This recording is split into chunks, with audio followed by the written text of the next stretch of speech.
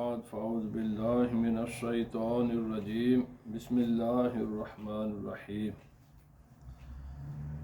والذین یؤذون المؤمنین والمؤمنات بغیر ما اکتسبوا فقد احتملوا بہتانا واثما مبینا صدق اللہ العظیم ان اللہ وملائکتہ یصلون علی النبی یا ایہا الذین آمنوا صلوا علیہ وسلموا تسلیما اللہم صل علی سیدنا و مولانا محمد وعلی آلہ واصحاب سیدنا و مولانا محمد مبارک وسلم علیہ الصلاة والسلام علیک یا سیدی یا رسول اللہ وعلی آلک واصحابک یا سیدی یا حبیب اللہ الصلاة والسلام علیک یا سیدی یا رسول اللہ وعلی آلک واصحابک یا سیدی یا حبیب اللہ۔ حضرات گرامی،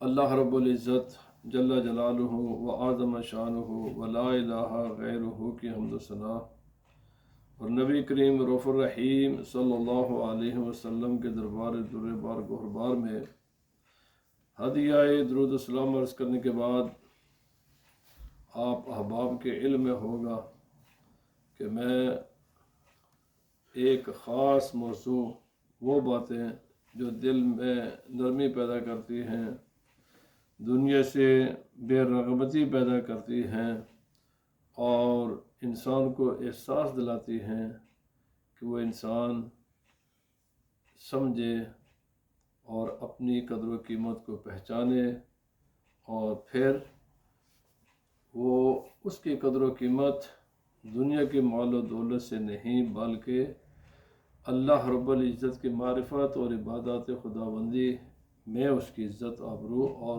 دنیا اور آخرت کے سب کامیابیاں اسی کے ساتھ جڑی ہوئی ہیں۔ لیکن یہ بھی اگرچہ موضوع وہی ہے، لیکن اچانک دنیاوی مختلف جو معاملات ہیں وہ اچانک تبدیل ہو جاتے ہیں کبھی کبھی، تو پھر مجھے اپنے تمام موضوعات کو چھوڑ کر پھر خاص موضوع پر بات کرنا پڑتی ہے، اور اللہ سبحانہ و تعالی اور رسول اللہ صلی اللہ علیہ وسلم کے ارشادات و فرمودات اللہ کی مخلوق تک، اپنے مسلمان بہن بھائیوں تک پہنچانا میری ذمہ داری ہوتی ہے۔ تو وہ اسی لیے میں نے آج اس عنوان کا انتخاب کیا ہے کہ جو اچانک صورتحال بدلی ہے خاص کر کے بر صغیر میں، اسی پیرائے میں اور اس سے پہلے فلسطین میں، غزہ میں جو صورتحال تھی، جب سے مجھے ہوش آئی ہے میں نے پوری زندگی یہی دیکھ رہا ہوں، خطے مختلف ہیں، علاقے مختلف ہیں، لیکن مسلمانوں کا خون بہایا جا رہا ہے، کبھی کسی بہانے سے، کبھی کسی بہانے سے، کبھی کوئی بہانہ لگا کر، اور مسلمانوں کے خون کو بھی بہایا جاتا ہے اور ان کے وسائل پر بھی قبضہ کیا جاتا ہے، اور خواہ مخواہ بلا وجہ کسی کے بس کچھ الزامات لگا کر تو پھر ایک ایکشن شروع ہو جاتا ہے، جس کے نتیجے میں ہزاروں لاکھوں مسلمان دنیا سے چلے جاتے ہیں، اور کوئی بھی، اور پھر اس کے باوجود جو لوگ یہ خون بہاتے ہیں وہ حقوق انسانی کے چمپئن اور علم بردار بنے رہتے ہیں۔ عوام عوامی ہوتی ہے، ان سے تو کوئی گلہ شکوہ نہیں ہے، لیکن جو خواص ہوتے ہیں وہ تو دانہ بینا ہوتے ہیں، ان کو تو ان تمام باتوں پر کو پیش نظر رکھ کر اپنی پالیسیاں بنانی چاہیے، اور یہ عوام کو تعلیم دینا، آگاہ رکھنا، پرفیکٹ انفارمیشن دینا، یہ بھی تو خواص کی ذمہ داری ہے۔ تو اس لیے میں نے کہا کہ چلو جو ہماری ذمہ داری وہ ہم ادا کرتے ہیں، باقی اللہ کے حوالے سارے معاملات ہیں، جو ہماری ذمہ داری بنتی ہے وہ ہمیں ضرور ادا کرنی چاہیے، کیونکہ میں چند دنوں سے دیکھ رہا ہوں کہ ہمارے بھی کچھ احمق، کچھ منافق قسم کے لوگ وہ اپنے ذاتی انتقام کی وجہ سے اور اپنی جو ان کے جائز یا نجائز وہ ایک الگ معاملات ہے، خیالات ہے، ان کی سیٹسفیکشن اور تسکین کے لیے وہ بھی دشمن کے اعلی کار بنے ہوئے ہیں، اور وہ وہی بات کرتے ہیں، وہی کچھ کرتے ہیں جس سے نبی پاک صلی اللہ علیہ وسلم کی امت کا نقصان ہو، اور جو نبی پاک صلی اللہ علیہ وسلم کی امت کے دشمن ہیں ان کا فائدہ ہو۔ آج میں نے تمام کے لیے، خواص و عوام کے لیے، یہ رسول اللہ صلی اللہ علیہ وسلم کے ارشادات و فرمودات آپ کی خدمت میں عرض کروں گا، اور جو قرآن مقدس نے بالکل واضح رہنمائی ہمیں دی ہے، جس میں کوئی سمجھنے میں سمجھانے میں کوئی دقت نہیں ہے۔ گلہ شکوہ ہو سکتا ہے کسی سے، لیکن اس کا ایک وقت ہوتا ہے۔ کبھی کبھی ایسے وقت آ جاتے ہیں کہ جب تمام گلے شکوے، تمام شکایتیں، تمام معاملات کو پیچھے رکھنا پڑتا ہے، اور یہ وقت ہے کہ جب خاص کر کے جو اجتماعی معاملات اور جو بات عوام تک جا رہی ہے، وہاں پر تو بہت احتیاط کے ساتھ بات کرنی چاہیے۔ یس، اگر آپ دو آدمی آپس میں بیٹھے ہوئے ہیں، آپ کو گلہ شکوہ کرتے ہیں، وہ ایک الگ معاملہ ہے، وہ کر سکتے ہیں، لیکن جب حالات ایسے پیدا ہو جائیں تو پھر میڈیا میں ایسی باتیں کرنا جس سے نبی پاک صلی اللہ علیہ وسلم کی امت کو تکلیف ہو، اور امت مسلمہ کے جو آلریڈی مظلوم ہے، آلریڈی ان کی گردنیں کٹی جا رہی ہیں، آلریڈی ان کا خون بہایا جاتا ہے، آلریڈی ان کے وسائل پر قبضہ کیا جاتا ہے، آلریڈی یہ امت منافقین کے نرغے میں ہے کہ جن لوگوں کو اوپر بٹھایا جاتا ہے وہ سب منافق ہیں، اور ان کا کوئی ہمدردی اپنے عوام کے ساتھ نہیں، بجائے اس بات کے کہ ان پر بات کی جائے۔ تو ایسی بات اس موقع پر کرنا میں سمجھتا ہوں بہت بڑی جاتی ہے۔ اللہ رب العزت نے فرمایا والذین یؤذون المؤمنین والمؤمنات بغیر ما اکتسبوا فقد احتملوا بہتانا واثما مبینا، ارشاد خداوندی ہے، اور میں کوشش کروں گا کہ جتنا مجھ سے زیادہ قرآن حکیم کے آیات اور رسول اللہ صلی اللہ علیہ وسلم کے ارشادات و فرمودات میں عرض کر سکوں آج کی سیٹنگ میں کروں۔ اللہ پاک نے فرمایا جو لوگ مومن مردوں یا عورتوں کو بلا وجہ تکلیف دیتے ہیں، ان کا حالانکہ کوئی کردار یا کوئی کچھ بھی نہیں ہوتا، بلا وجہ ان کو تکلیف دیتے ہیں اور بہتان تراشی کرتے ہیں، جھوٹے الزامات لگاتے ہیں، فرمایا یہ بہت بڑا جرم، بہت بڑا گناہ اور بہت بڑے عذاب کا یہ رویہ سبب ہے، اور دردناک عذاب کا یہ سبب ہے۔ اللہ پاک فرمایا دردناک عذاب، ذلت امیز عذاب، جو بلا وجہ محض اپنی ذاتی تسکین کے لیے جو کسی، اور یاد رکھیں تکلیفیں دو ہوتی ہیں، ایک فزیکل تکلیف ہوتی ہے، ایک ایموشنل اسپرچول ہوتی ہے۔ فزیکل تکلیف تھوڑی دیر کے لیے رہتی ہے، جو فزیکل آپ کے جسم پر کسی نے کوئی ہٹ کر دی تو وہ تکلیف کچھ دیر کے بعد ختم ہو جاتی ہے، لیکن جو زبان کا زخم ہے نا یہ کبھی بھی ختم نہیں ہوتا، اور جو فزیکل زخم ہوتا ہے اس کا نقصان کم ہوتا ہے کیونکہ وہ متعدی نہیں ہوتا، لیکن جو زبان کا زخم ہوتا ہے یہ گہرا بھی ہوتا ہے اور یہ متعدی بھی ہوتا ہے، یہ پھیلتا ہے۔ آپ کسی بھی اسلحے کے ساتھ کتنے لوگوں کو تکلیف پہنچا سکتے ہیں، جتنے بھی آپ تعداد میں کریں گے، لیکن زبان کے ساتھ ان سے زیادہ لوگوں کو آپ نقصان پہنچا سکتے ہیں۔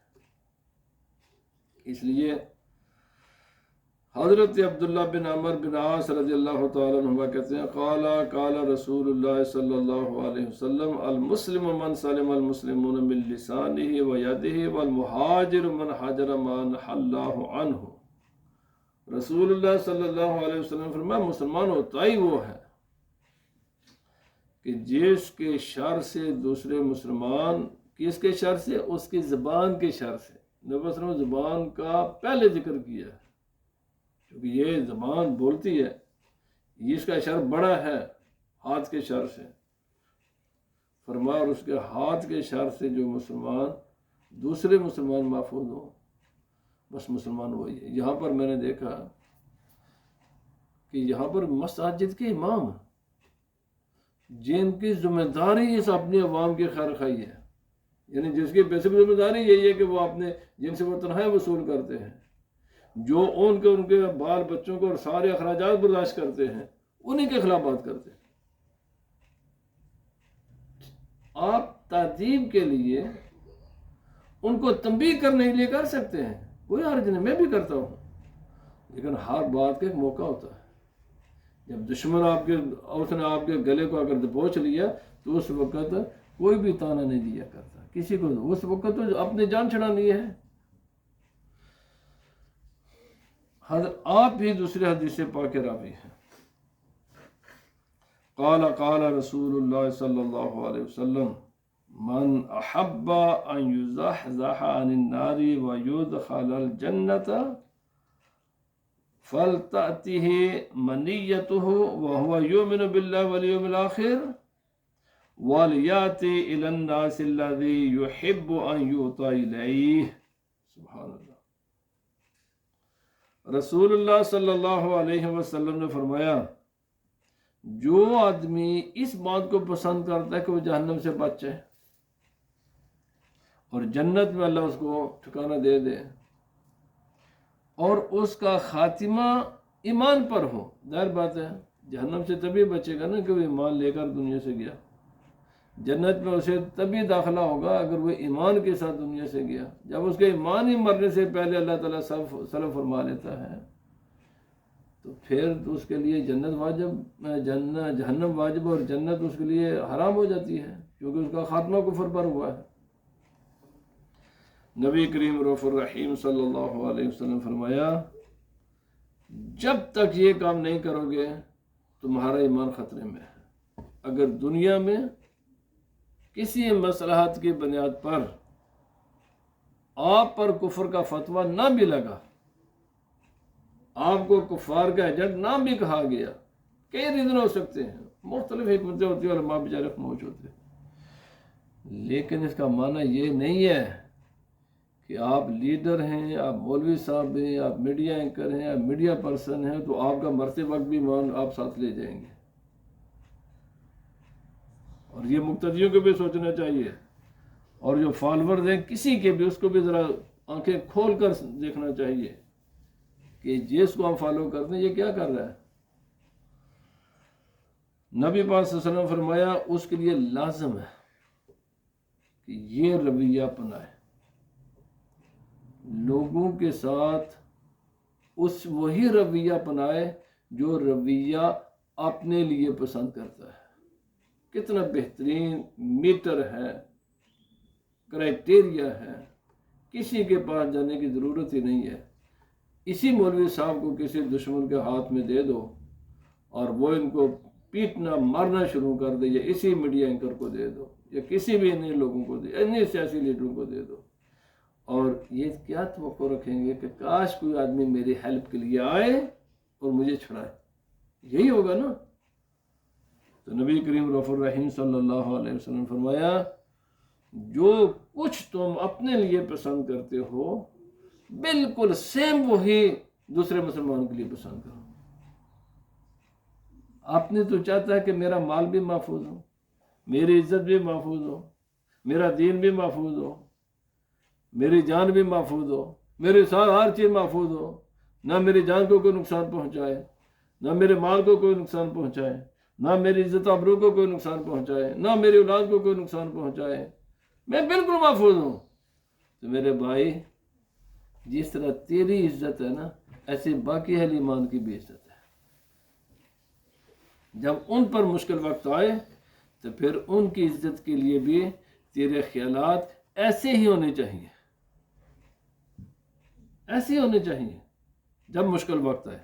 یس، جب زمانے امن ہو اب کریں، لیکن جب مشکل وقت آ جائے یہ تمام چیزیں پیچھے چھوڑ کر ابھی آ رہے ہیں، نبی پاک صلی اللہ علیہ وسلم امت کے ساتھ کھڑے ہو جائیں، وہ گلے شکوے اپنے مقام پر کرتے رہیں گے، ہوتے رہیں گے۔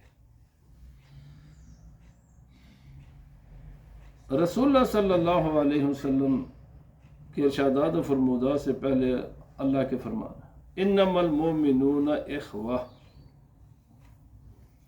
اللہ پاک نے فرمایا تمام مومن کلمہ پڑھنے والے ایمان یہ سب آپس میں بھائی بھائی ہیں، کوئی کالا ہے گورا ہے، امیر ہے غریب ہے، ایشین ہے یورپین ہے افریقن ہے، عرب ہے نن عرب ہے، عجمی ہے، کوئی بھی ہے، کوئی اس کا سٹیٹس ہو، کوئی اس کی آئیڈینٹیفیکیشن ہو، یہ تمام آئیڈینٹیفیکیشن دنیاوی نظام چلانے کے لیے ہیں۔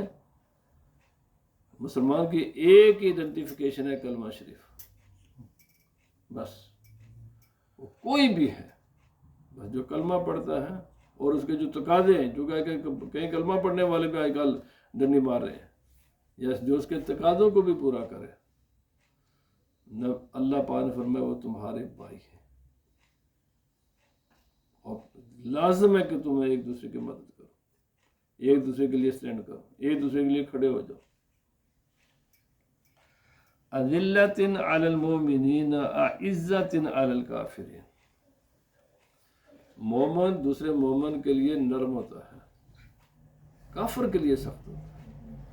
اچھا پھر یہ تو آپ خلاف واقع بات ہے، یہ 60 سال سے زائد میری عمر ہو گئی ہے، پوری 60 سالہ تاریخ میں میں نے اپنی زندگی میں ہمیشہ میں جنگیں دیکھتا ہوں، ہمیشہ دیکھتے آیا رہا ہوں۔ یہ کفار کے جتنے ان کے مختلف نام ہیں نا، ہر ایک باری باری، ابھی ایک جب وہ اس کی پیاس بجھتی ہے مسلمان کے خون سے تو پھر دوسرا شروع ہو جاتا ہے، جب اس کی پیاس ذرا کم ہوتی ہے تو پھر تیسرا شروع ہو جاتا ہے، پھر اس کی پیاس پھر چوتھا۔ یار بات سنو، ہمیں ماضی کا تو ہم نے پڑھا ہے، لیکن یہ گزشتہ کئی 100 سال کی تاریخ میں مسلمانوں نے کبھی بھی کسی غیر مسلم کا خون نہیں پایا، کبھی بھی کبھی بھی۔ یہ سب پراپیگنڈے جھوٹ ہے۔ ایک مجھے دکھاؤ، یہ 60 سال سے میں دیکھ رہا ہوں، مسلمان کا خون کفار ہی بہاتے ہیں، اور کفار کے ہر نام کے ساتھ جو کافر ہے وہ مسلمان کا خون بہاتا ہے، مختلف ہیلے بہانوں سے بہاتے ہیں۔ اور مسلمان ہمارے اندر بھی کچھ منافقین ہیں، وہ جب مسلمانوں کو فوراً شروع ہو جائیں گے، بھائی یہ تم اس کے، اور یار بودنیاں بھی یہی بیچارے مسلمان، چلو کسی ایک علاقے کے تو ہو گئے، تو اس سے پہلے یہ جو سوویت یونین نے بے شمار مسلمانوں کو قتل کیا، سوویت یونین، وہ میرے پیدائش سے بھی پہلے کروڑوں کی تعداد میں، ان کا بھی وہی جرم ہے، ان کا بھی وہی قصور تھا۔ اچھا میری پیدائش کے بعد انڈیا پاکستان کے جنگ ہوئے، اس میں بھی وہی قصوروار ہوئے، پھر عراق کا والا معاملہ جنگ ہوئے، پھر یہ افغانستان کی ہوئی، پھر یہ جناب اسرائیل کی اور فلسطین کی اور جارڈن وغیرہ کی ہوئی، پھر اس کے بعد جناب پھر دوبارہ افغانستان کی ہوئی، پھر ابھی کئی جنگیں ہو چکی ہیں میری آنکھوں کے سامنے۔ ان میں سے کوئی ایک بھی تو بتاؤ نا، یہ سب ان کے قصور مسلمان ہی ہیں۔ کس مسلمان نے گزشتہ 100 سال میں کسی غیر مسلم کا خون بہایا ہے؟ ایک مثال، میں اس سے پیچھے چلا جاتا، 200 سال لگا لو، 300 سال کے دکھاؤ، اس سے پیچھے چلے جاؤ، کب کسی مسلمان نے کسی بھی غیر مسلم کے اتنے لارج سکیل پر ان کا خون بہایا، ان کے بچوں کو قتل کیا، ان کے عورتوں کو اور ان کے پراپرٹیوں کو، ان کو سب کو، جو کچھ بھی ان سے ہو سکتا ہے میرے بھائی۔ اور پھر یہ منافق جو ہمارے صفوں کے اندر ہیں، اندھے ہیں، ان کو اتنا بھی حیا نہیں ہے، سوچ تو سکتے ہیں ہماری کسی کی عمر 50 سال ہوگی، کسی کی 40 ہوگی، ہو سکتا ہے کہ مجھ سے بھی بڑے ہوں، یار چلو نا، میری کتابوں میں تو ساری چیزیں لکھی ہوئی، تاریخ میں تو سب چیزیں موجود ہیں۔ اچھا یہ سارے روئے زمین کے مسلمانوں ہی کا، یار ایک خطے کے مسلمان کا کوئی قصور ہو سکتا ہے، مال بھی لیا آپ کے آرگومنٹ کو، لیکن یہ کیسے ہو گیا کہ پوری روئے زمین کے مسلمان ہی ہر الزام انہیں پر آتا ہے؟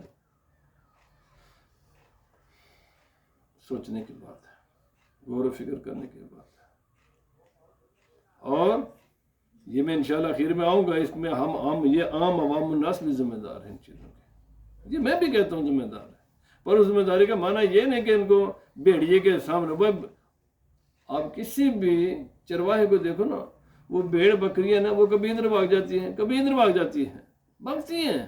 اس کا معنی یہ نہیں کہ جو ادھر چلی جائے اس کو بھیڑیے کے آگے ڈال دو، اس کا معنی یہی ہوتا ہے کہ اس کو بھائی واپس ریوڑ میں لے کر آؤ۔ بھیڑیے کو اجازت نہیں دی جاتی ہے اٹیک کرنے کی، کیونکہ یہ بکری بھیڑ ادھر جاتی ہے تو چلو تنگ آ کر چلو یہ تو کھا لے۔ میرے بھائی، یس تنقید کا دروازہ کھلا ہوا ہے، لیکن ہر وقت جب مشکل وقت آ جائے تو پھر زبان کو بند کر لینا چاہیے، اس سے پہلے کریں، اجازت ہے۔ روزانہ پڑھتے پڑھاتے ہیں، تمام ڈسکشن کے دروازے اسلام میں کھلے رہتے ہیں، ہر مسئلے میں کھلے رہتے ہیں، ہم خود کرتے ہیں، لیکن کب؟ جب حالات ہمیں اجازت دیتے ہیں۔ جب حالات اجازت نہ دیں تو اس وقت کا معنی کہ آپ دشمن کے ارادے پورے کر رہے ہیں۔ منافقین کا یہی کام تھا، نبی پاک صلی اللہ علیہ وسلم کے زمانے کے منافقین نے بھی یہی کچھ کیا تھا۔ ایک وقت آتا ہے کہ جب یہ تمام چیزیں چھوٹی ہو جاتی ہیں، وجود کا تحفظ نمبر 1 ہو جاتا ہے، اس وقت یہ تمام چیزیں، بہت سی چیزیں پیچھے چلی جاتی ہیں، اور پیچھے چھوڑ دینا چاہیے، یہ بھی ہے، چھوڑ دینا چاہیے اس وقت۔ اس کو ان باتوں کو بیان کرنے کا معنی دشمنوں کے ناپاک ارادوں کو پورا کرنا ہے۔ اللہ پاک نے فرمایا اذلۃ علی المؤمنین اعزۃ علی الکافرین، وہ مسلمان کی وہ زبان، وہ قلم، تو کسی مسلمان کے مظلوم کے حق میں کیوں نہیں چلتا، وہ کفار کی تعریف میں کیوں چلتا ہے؟ یہ بھی تو ہے۔ اور یہ سمجھے میڈیا کا زمانہ ہے، میں نام لوں گا کسی کا تو آپ کو کہیں، چونکہ لوگ ان کے پیچھے نمازیں پڑھتے ہیں، بس ان کے میڈیا چینل ان کے دیکھ لیں، فیس بک وغیرہ، آپ کو نظر آ جائیں گے ایسے منافق ہیں، وہ کوئی ایک دو ایک اچھی خاصی تعداد میں ایسے منافق۔ اللہ پاک نے فرمایا محمد الرسول اللہ والذین معہ اشداء علی الکفار رحماء بینہم۔ محمد صلی اللہ علیہ وسلم اللہ کے رسول ہیں، جو آپ کے ساتھی ہیں نا، جو صحیح نبی پاک صلی اللہ علیہ وسلم کے غلام ہیں، ان کا بیہیویئر یہ ہے، اور یہ ہونا چاہیے، کفار کے لیے سخت، آپس میں نرم۔ یس کبھی کبھی آپریشن کریں، لیکن وہ حالت عمل میں ہوتا ہے۔ جب کوئی حالات نارمل ہوتے ہیں تو آپ کریں، تنقید کریں، جھنجھوڑیں ان کو، یہ کام نہ کرو بھائی، غلط کرتے ہو، تم دشمن کو دودھ پلا رہے ہو۔ اور بات یہ ہے کہ وہ امن میں کرو نا، جب کسی نے آپ کے مسلمان بھائی کی گردن کو دبوچ دیا تو آپ ان پر تنقید کرنا شروع کر دیتے ہیں، ہاں ٹھیک ہوا۔ ان انس رضی اللہ تعالی عنہ ان النبی صلی اللہ علیہ وسلم قال، حضرت انس رضی اللہ تعالی عنہ کہتے ہیں نبی پاک صلی اللہ علیہ وسلم فرمایا لا تباغضوا، آپس میں ایک دوسرے کی نفرت نہ رکھو۔ یہ تنقید کرو نا، بس اتنے کرو جتنے تنقید بنتی ہے، نفرت نہ رکھو کسی کے دل میں، گرج، اپنے دلوں کو میلا نہ رکھو دوسرے مسلمان کے بارے میں، کلین صاف رکھو، جو بات ہے اس کے منہ پر کہہ دو۔ اور میں نے وہ کہا بات کرنے کا وقت ہوتا ہے، حالت عمل میں بات کریں، مشکل وقت میں وہ یہ دشمن ہے۔ لا تحاسدوا، حسد نہ کرو ایک دوسرے سے۔ جتنے میں نے دل کے نرم کرنے والی باتیں کی ہیں نا، اسی بیماری کی جڑ کاٹنے کے لیے میں نے وہ کی تھی۔ کیوں؟ حسد تو کسی بنیاد پر ہوتا نہیں ہے۔ حسد تب ہوتا ہے جب مال دولت میں، جاہ و مرتبے میں، یا کسی بھی نعمت میں کچھ لوگ بہت آگے نکل جاتے ہیں اور جو پیچھے والے ہوتے ہیں وہ حسد کرنا شروع کر دیتے ہیں۔ تو اس لیے، اور حسد کرتے ہوئے وہ دنیا کی محبت ہوتی ہے نا، ہمیں بھی یہ ملے، اور یار اس کے لیے تو پھر ایک پیرامیٹر ہے نا، آپ محنت کریں، مشقت اٹھائیں، سب کچھ کریں، اور اس سے بڑی بات ہے کہ اللہ کی تقدیر ہے۔ بعض لوگ کچھ بھی نہیں کرتے تو اللہ تعالیٰ ان کو بہت کچھ دے دیتا ہے، اور بعض لوگ ساری زندگی محنت کرتے ہیں تو کچھ بھی نہیں ملتا، تو اس کا معنی یہ کہ آپ حسد کرنا شروع کر دو گے۔ نبی پاک صلی اللہ علیہ وسلم نے فرمایا میری امت کے زوال کے اسباب میں سے جو بڑا سبب ہے، 3-4 اسباب نے بس فرمایا جب یہ کام ہوگا تو میری امت زوال کا شکار ہو جائے گی۔ ان کی ویلیو دشمن کے نظر میں یہ جو گھاس کا تن کا خشک تنکا ہے نا، اتنی بھی نہیں رہے گی، کیونکہ وہ اپنے آپ کو خود بخود ہی اتنا ہلکا کر لیں گے، اتنا وہ لائٹ ہو جائیں گے، اتنا بے وقت ہو جائیں گے کہ ان کی کوئی قدر و قیمت ہی نہیں رہے گی۔ اس کے 3-4 سباب ہیں، اور ان میں سے ایک حسد ہے۔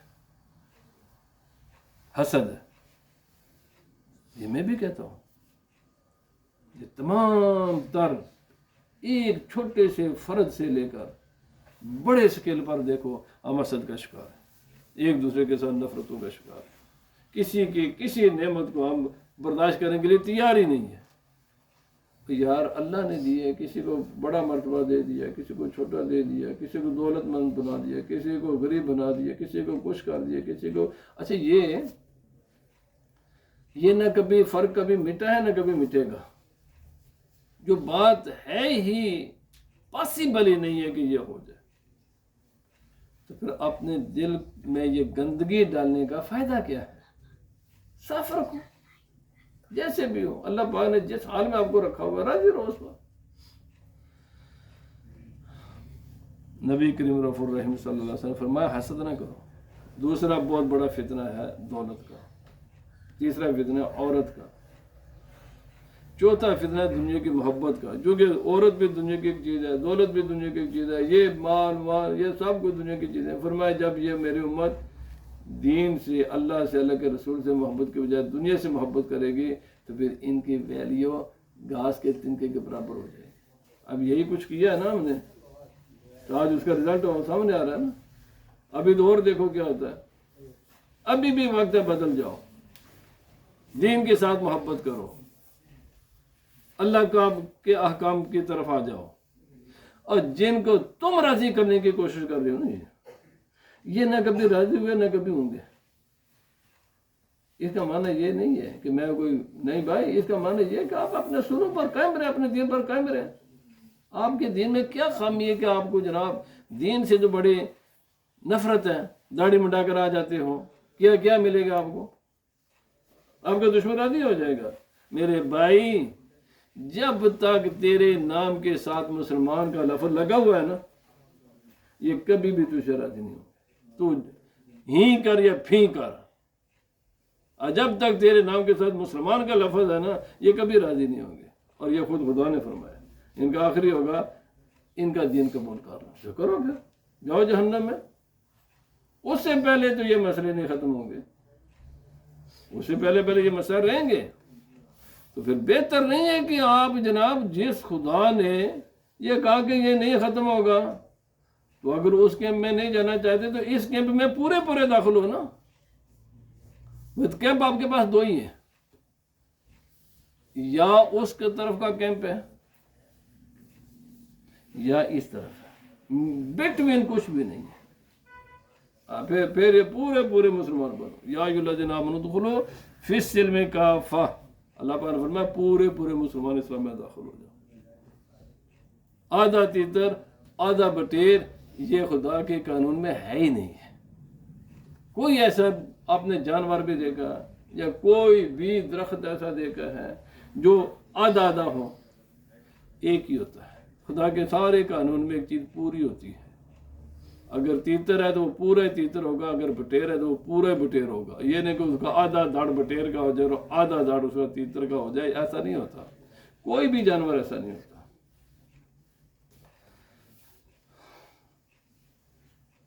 فرمایا وَلَا تَدَابَرُوا، فرمایا جب کسی مسلمان پر مشکل وقت آن پڑے نا، پھر کچھ نہ اس کو دکھاؤ، بھائی میرے مفادات، اس کے ساتھ کھڑے ہو جاؤ۔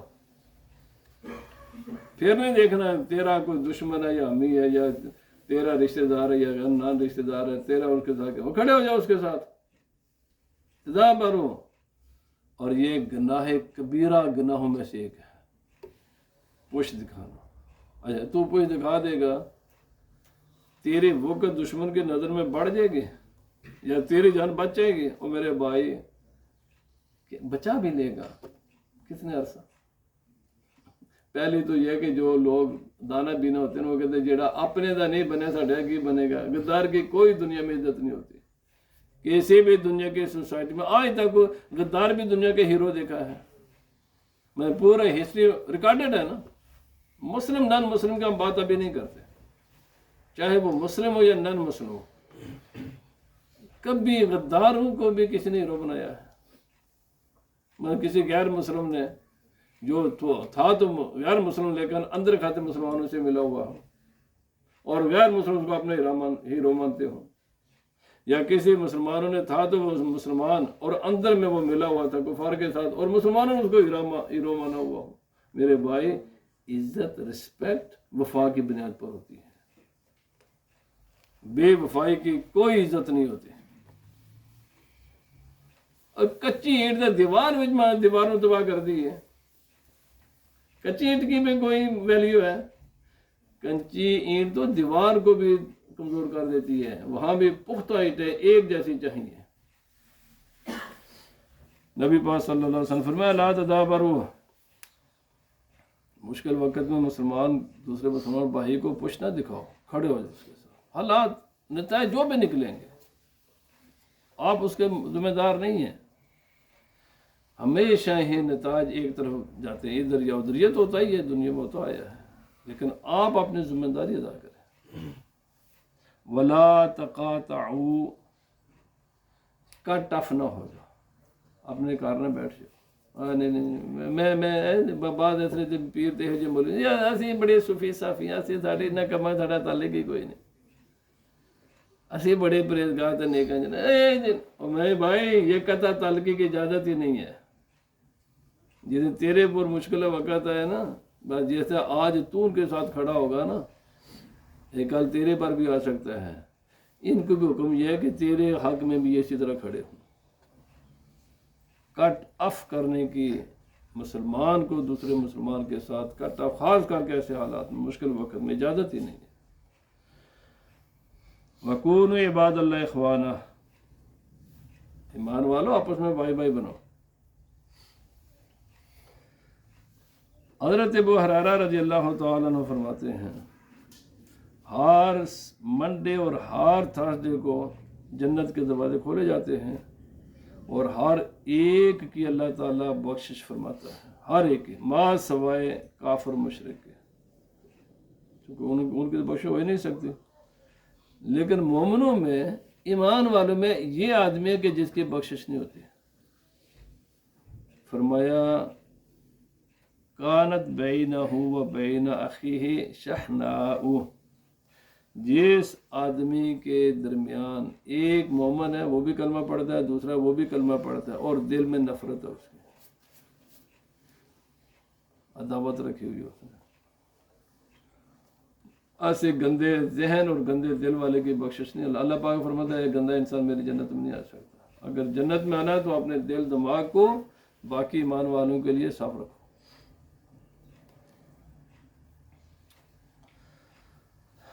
اللہ پاک نے فرمایا یحسدون الناس علی ما آتاہم اللہ من فضلہ، کیا وہ لوگ لوگوں سے حسد کرتے ہیں اس بات پر کہ اللہ نے کوئی بھی نعمت کسی کو اپنے فضل سے عطا کی. بھائی علم بھی اللہ کے فضل سے، نبوت کی بھی اللہ کے فضل سے، مال دولت بھی اللہ کے فضل سے، نعمت بھی اللہ کے، ہر چیز اللہ اپنے فضل سے عطا کرتا ہے. تو اگر ایک چیز اللہ تعالیٰ، ایک نعمت دوسرے کو اپنے فضل سے عطا خدا نے کی ہے تو بھائی قبول کرو اللہ کے فیصلے کو. اس کے لیے اپنے لیے اللہ سے دعا مانگو. حسد کیوں کرتے ہو؟ اس کا معنی یہ ہوا کہ تم کہتے ہیں جو خدا نے اس آدمی کے بارے میں فیصلہ کیا وہ غلط فیصلہ ہے. حسد کا معنی یہ پھر بنے گا نا، تم پھر خدا سے بھی زیادہ بہتر جانتے کہ اس آدمی کے حق میں کیا چیز ہے. حضرت ابو ہریرہ رضی اللہ تعالیٰ عنہ فرماتے ہیں ایاکم الحسد فإن الحسد یاکل الحسنات. نبی فرمایا حسد سے بچو کیونکہ حسد نیکیوں کو ایسے کھا جاتا ہے جیسے خشک لکڑی کو آگ کھا جاتی ہے. آپ چند چیزیں، بس وقت ہوا چاہتا ہے. اللہ پاک نے فرمایا لا تجسسو، مومنوں کے خفیہ عیبوں کے تو نہ لگایا کرو. کن لائے ادھر سنیں، پوری توجہ رکھیے. ایک ہی کیا حرام ہے. آپ کی نیت کے بغیر، آپ کا کوئی ارادہ نہیں تھا کسی کا عیب تلاش کرنے کی، بغیر کسی نیت کے کوئی عیب آپ کے سامنے آ گیا ہے، اس کو بھی چھپانا ضروری ہے. یہ جائے کہ تلاش کرنا، یہ تو بگ حرام ہے. ایک آدمی اپنے اندر بیٹھ کر کچھ بھی کر رہا ہے، اچھا کر رہا ہے، برا کر رہا ہے، جو بھی کر رہا ہے، یا چھپ چھپا کر کوئی کر رہا ہے، اس کو تلاش کرنا یہ حرام ہے. اور ابھی ہم نے جو دیکھا ہے، جو بھی ہے، کوئی بھی ہے، کتنا کوئی غلط کام کر لے گا، کرنے دو اس کو، اللہ جانے گا، وہ جانے گا. یہ جو کچھ آج مسلمان جس حالت پر پہنچے، اسی تجسس ہی نے تو ان کو بچایا. ہاں، میرا اپوننٹ جو ہے نا، اس کی کوئی خامی تلاش کرو. میرے کو نا، میں نے ابھی حدیث پاک تازہ پڑھی ہے، وقت ہو جائے میں انشاءاللہ یہ موضوع اگر اللہ نے زندگی دی تو میں نیکسٹ پھر کروں گا. نبی پاک صلی اللہ علیہ وسلم کے 1,24,000 یا 25,000 صحابہ کرام ہیں. یہ حدیث پاک ہے. 1,24,000 صحابہ کرام کے بارے میں نبی پاک صلی اللہ علیہ وسلم فرمایا کوئی بھی میرا ایسا صحابی نہیں کہ جس کے بارے میں کوئی بات نہ کر سکوں. یعنی اس میں یہ خامی ہے. ماں سوائے ایک کے، حضرت عبیدہ بن جراح، ماں سوائے ان کے، ان میں کوئی خامی نہیں ہے. میرے بھائی، اگر صحابہ اکرام کے بارے میں نبی پاک صلی اللہ علیہ وسلم، لیکن نبی وسلم کبھی بیان کیا ہے، کسی کے بارے میں بیان فرمایا ہے؟ اگر صحابہ اکرام کے یہاں خنزیر قسم کے لوگ میڈیا پر بیٹھ کر کبھی اس کی پگڑی اچھاڑ دیں، کبھی اس کی پگڑی اچھاڑ دیں، کبھی کسی کی پگڑی اچھاڑ دیں، کبھی، اور اب یہ چیپٹر گزر چکا، خاص کر کے جو دنیا سے چلے گئے ہیں ان کے عیب کو بیان کرنے کی اجازت ہی نہیں ہے. ان کی خوبیاں بیان کریں آپ. یہ پرٹیکولرلی اگر کوئی خاص چیز ہے وہ بڑی کنڈیشن کے ساتھ بیان ہو سکتی ہے. تو میرے بھائی، جب بھی امت مسلمہ پر مشکل وقت آئے، تو آخری بات، جب امن کے حالات ہوں تو آپ جو مرضی گفتگو کریں، تنبیہ کریں، چھوڑ دیں یہ کام. لیکن جب مشکل وقت آئے تو تمام چیزوں کو پیچھے چھوڑ کر نبی پاک صلی اللہ علیہ وسلم کی امت کے ساتھ کھڑا ہونا فرض ہے. یہ چوائس نہیں ہے، یہ فرض ہے. مشکل وقت میں آپ مختلف انداز ہیں، زبان کے ساتھ کھڑے ہو جائیں، بس اپنے دل میں اپنے ہمدردیوں اس کے ساتھ رکھیں، جو بھی آپ کے سے ہو سکے، لیکن کم از کم اپنے زبان کو، اپنے قلم کو، ان کو ڈسہارڈ کرنے کے لیے استعمال کرنا، یہ بگ حرام ہے، یہ غداری ہے، یہ بے وفائی ہے. اللہ پاک ہمیں عمل کی توفیق عطا فرمائے.